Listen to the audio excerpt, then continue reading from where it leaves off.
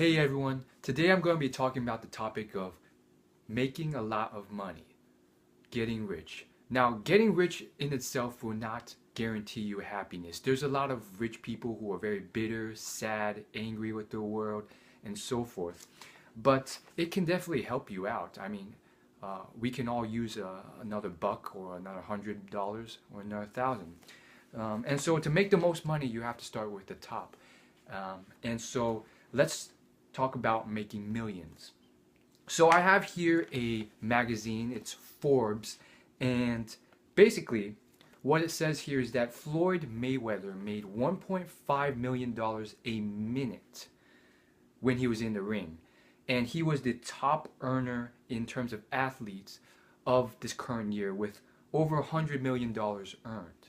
Now, I'll talk in another video about personal finance because you can make a lot of money, but if you don't know how to manage it well, you can end up spending all that money in a year.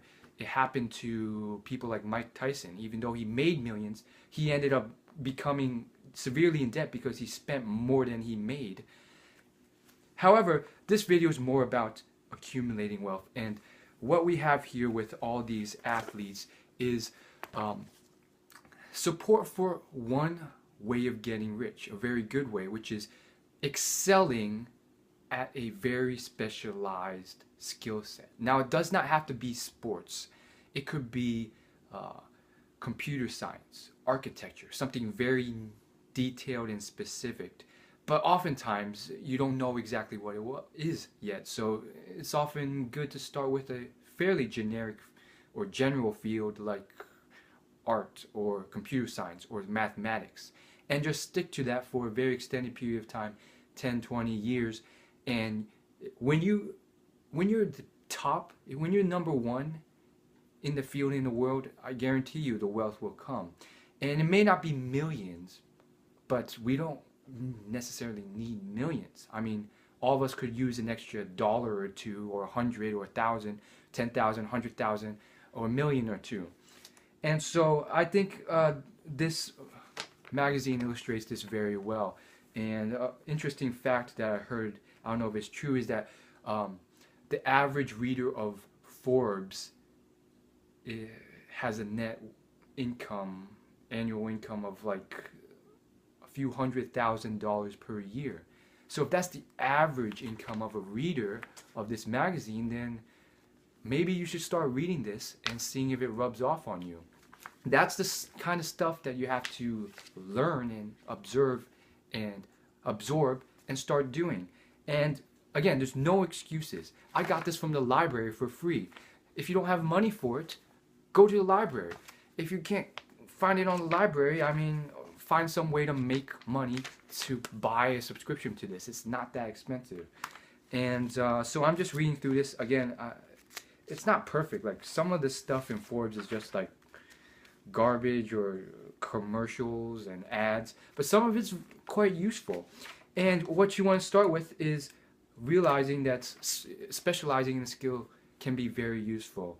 Bill Gates, he was very lucky in that he loved computers, and he happened to be in one of the first high schools that had a computer available.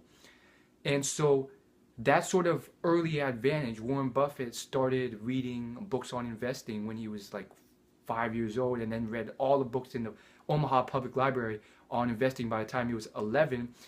That sort of early advantage is key, but not a necessity.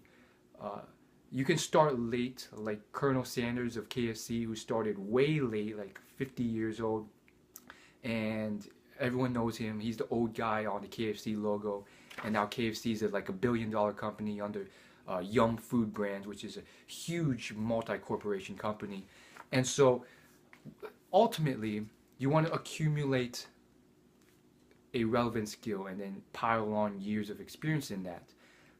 I'll do another video on how you accumulate this skill, because how you practice and learn something is very important, and it can accelerate someone who knows how to do it much faster than someone who doesn't. And for Colonel Sanders, he had years of business experience, although he didn't start KFC until he was like 60 years old.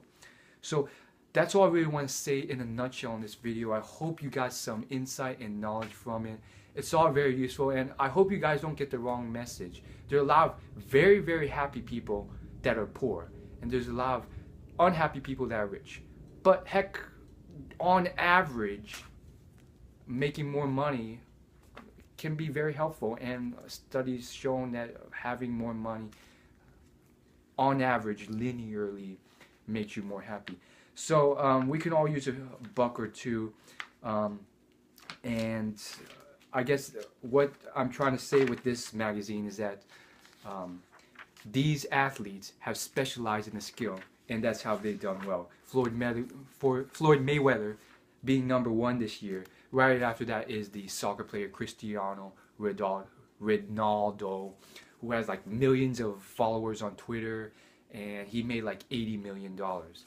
And most of this money for most of these top 100 athletes is coming from paid endorsements, not from their winnings in competitions, which is an incredible thing as well.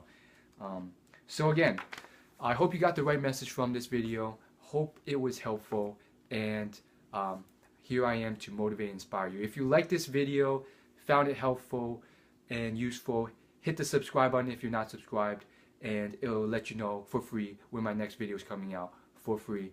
And if you already subscribed, go ahead and leave it a like, comment if you want, share this video with someone you think would be helped by it, needs this sort of thing, would find this stuff interesting, and I'll see you in the next video.